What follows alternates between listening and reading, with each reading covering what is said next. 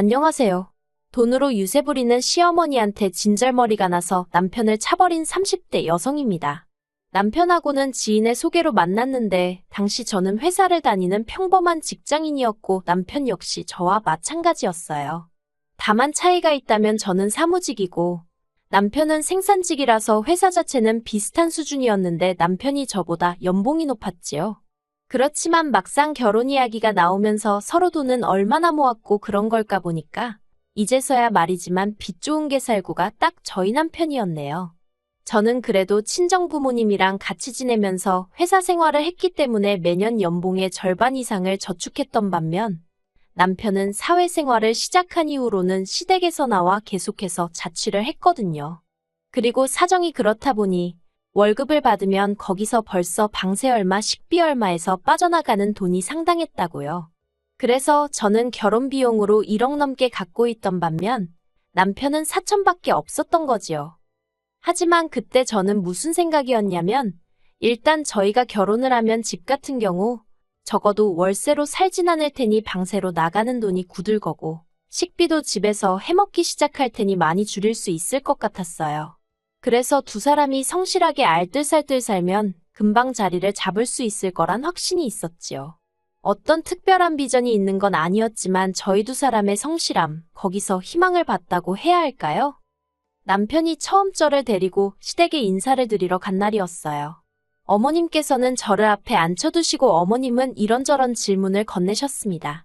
저희 친정부모님은 무얼 하시는지, 저는 학벌이 어떻게 되는지와 같은 남편이 이미 어느 정도는 말씀을 드렸음직한 그런 것들을 다시 물으셨지요. 그리고 저는 딱히 숨길 것도 없었기에 질문마다 성심성의껏 답해드렸습니다. 하지만 친정부모님의 재산이라던가 그런 걸 여쭤보셨을 때는 조금 난처했어요. 그도 그럴 것이 친정부모님의 재산은 친정부모님의 것이지 제 것이 아니기에 별로 관심을 가져본 적이 없었거든요. 그저 친정아버지께서 오랫동안 의류사업을 하시면서 저희 집이 그렇게 어렵지 않다는 정도만 알고 있었달까요? 아무튼 어찌나 어머님께서 꼬치꼬치 물어보시는지 정말 진이 빠지대요. 그래도 일단 이래저래 인사를 마치고 시댁에서 빠져나왔습니다. 남편이 옆에서 저더러 긴장했었냐며 묻길래 긴장도 좀 하고 여러 가지로 신경이 많이 쓰였다고 했어요. 그랬더니 사실 어머님께서는 친정에서 얼마나 도와주실 수 있는지 궁금하셨던 것 같다고 하대요. 그래서 제가 남편에게 나는 도움을 받을 생각이 전혀 없다고 했습니다. 내가 모아둔 돈도 적지 않으니 굳이 손 벌릴 이유를 모르겠다고요. 그러니까 남편이 어머님은 그래도 한 5천만 원은 해주려고 하시는 것 같은데 제 이야기를 들으시면 서운해하실 것 같다나요? 그래서 제가 그럼 어머님한테 내가 모은 돈이 당신이 모은 돈의 2배가 넘는다는 말씀을 드리라고 그러면 해주시면서도 크게 속상해하진 않으실 거라고 했지요. 그랬더니 저더러 어머님 자존심을 건들라는 이야기냐고 남편이 살짝 발끈하는 거예요. 지금 돌이켜보면 이때 뭔가 이상함을 감지하고 결혼이고 뭐고 판을 엎었어야 하는데 그때는 그냥 제가 말실수를 했나 싶어서 남편에게 그런 의도는 아니었다고 미안하다 했어요. 그리고 남편 말대로 며칠 뒤 어머님께서 당신이 저희 결혼에 5천만 원을 보태줄 건데 저희 부모님은 어떻게 하실 건지 여쭤보라며 연락이 왔습니다. 그래서 저는 남편에게 했던 말 그대로 전했어요. 친정부모님께는 손 벌리지 않을 생각이라고요. 그러니까 어머님은 그런 건 저 혼자 정하는 게 아니라며 화를 내시대요. 그리고 예단도 해와야 할 거 아니냐고요. 그런데 예단도 사실 생략하려고 하던 참이었거든요. 왜냐하면 계속해서 돈 이야기라 좀 그렇지만 그래도 어쨌든 돈도 제가 더 많이 해가는데 예단까지 하자니 부담스러웠던 게 솔직한 제 심정이었어요.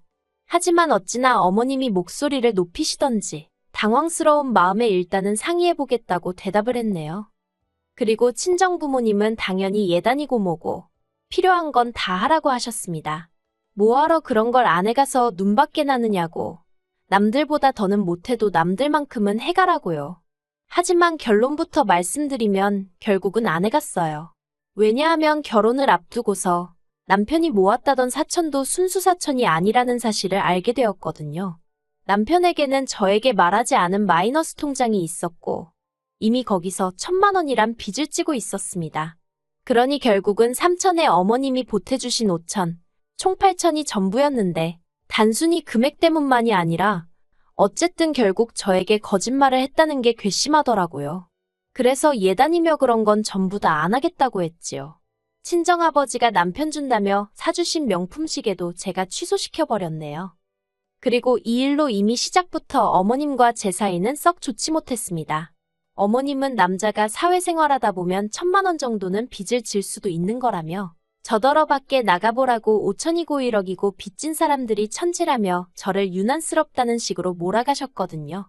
그리고 저더러 너는 그렇게 좋은 걸 들고 걸치고 다니면서 예단으로 시애미 가방 하나 해오는 것도 아까웠냐며 짜증을 내시대요.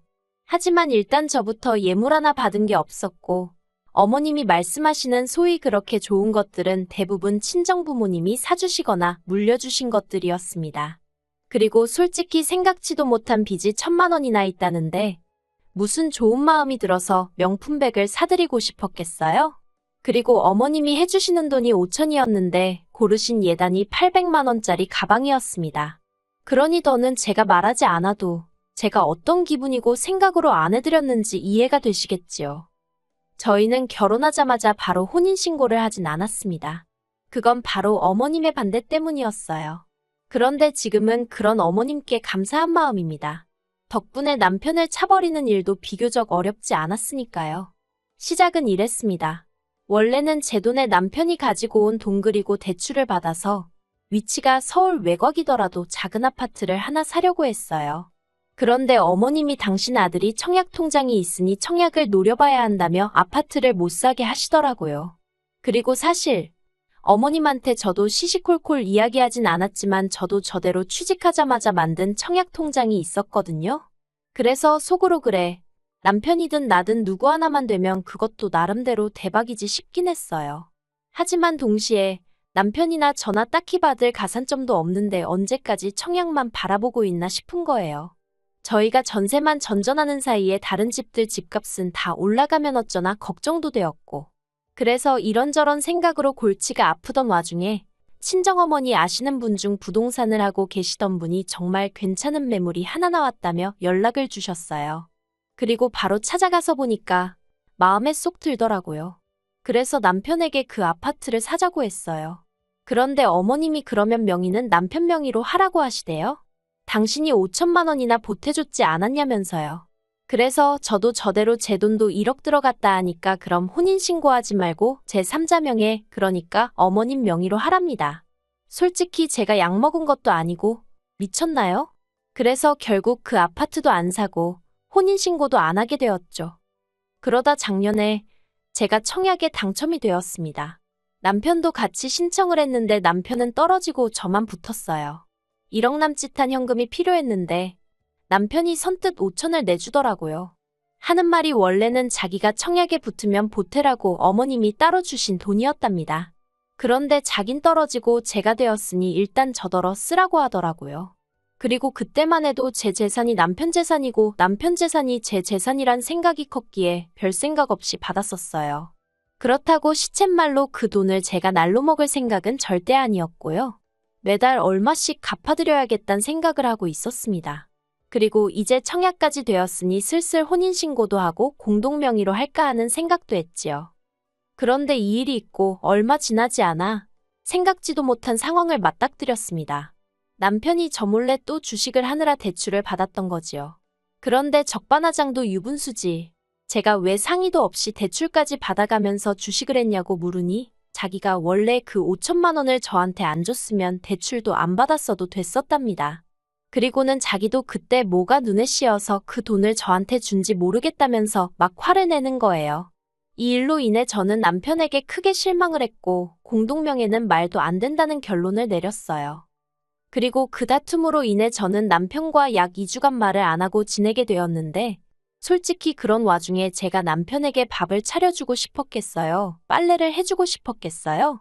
제가 그렇다고 전업주부도 아니고 저도 남편처럼 돈 벌어오는 직장인이었으니까요. 그랬더니 남편이 어이가 없다면서 기어이 시댁으로 가출을 하대요. 솔직히 부부싸움이니 이렇든 저렇든 정면 돌파를 하든 저와 둘이서 풀기를 바랬습니다. 하지만 남편이 시댁에 가면서 상황은 걷잡을 수 없이 복잡해졌고 결국 보시다시피 이렇게 갈라서게 된 거예요. 남편이 집을 나간 지 5일째 되던 날, 어머님이 연락도 없이 집에 찾아오셨어요. 그래서 문을 열어드리니 중문이 부서질 듯 밀고는 들어오시대요. 그리고는 이런저런 이야기는 할 것도 없다며 제가 너무 괘씸하니 당신 돈 1억을 토해내랍니다. 그래서 제가 그게 갑자기 무슨 말씀이시냐고, 무슨 1억을 말씀하시는 거냐고 물었어요. 그랬더니 결혼할 때 준 5천하고 이번에 당신 몰래 당신 돈 5천을 제가 빼돌리지 않았냐면서 그거 당장 내놓으라는 거예요. 어이가 없어서 결혼할 때 주신 5천은 저 좋으라고 저한테 주신 돈이 아니지 않냐? 그 돈은 지금 이 집 전세보증금으로 다 들어가 있으니 전세계약 끝날 때 받아가시라 했습니다. 그리고 다른 5천은 빼돌렸다니 그런 말씀 마시라고. 제가 뭐라 말 한마디 한 것도 없는데 어머님 아들이 먼저 쓰라고 준 거라고. 그렇지만 어쨌든 내놓으라니 알겠다 드리겠다 했어요. 그런데 제가 보인 반응이 아마도 어머님이 기대하셨던 반응과는 사뭇 달랐던 모양이래요.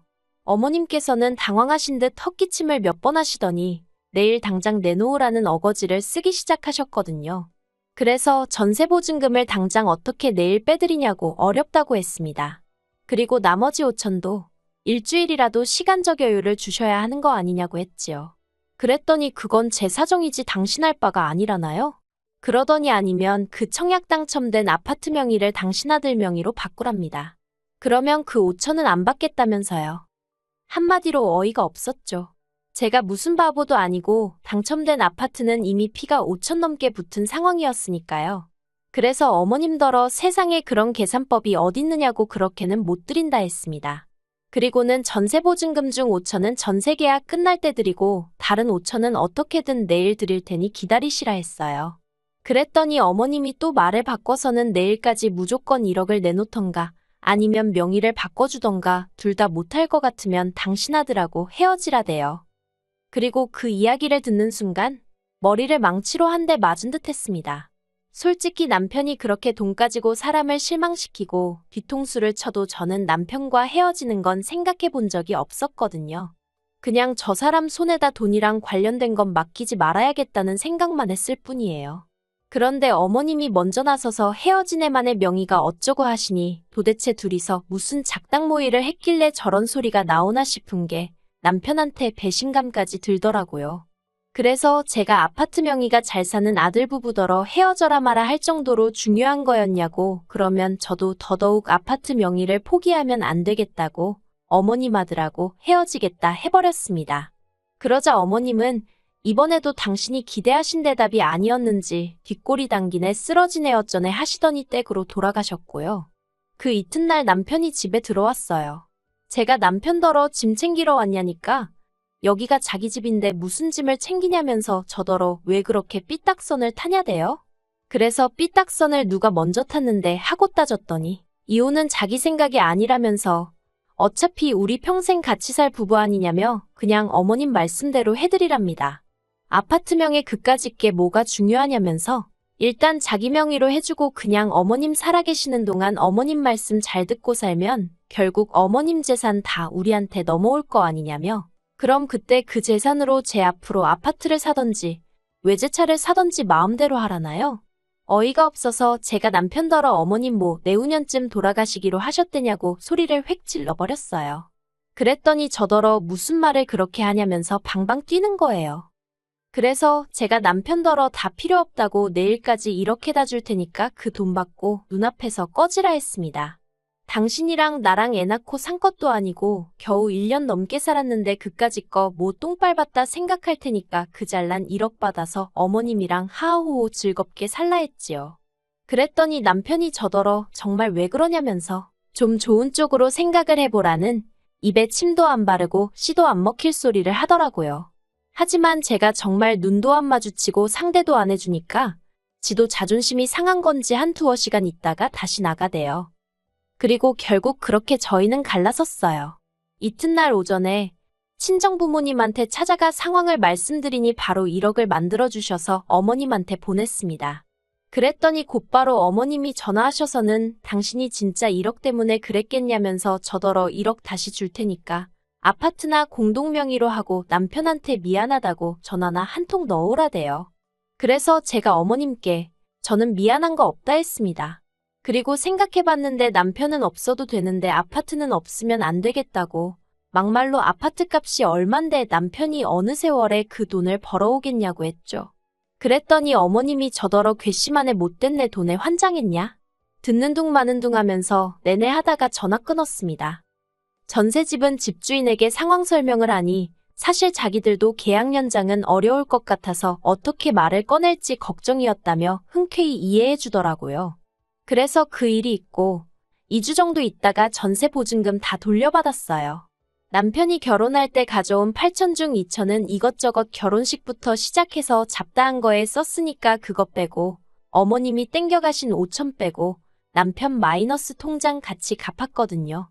그래서 딱히 돌려줄 만한 남은 돈이 없대요. 그래서 하나도 안 돌려줬어요. 그랬더니 남편이 저더러 횡령이네 도둑질이네 하길래 법대로 하던지 말던지 하라 했습니다.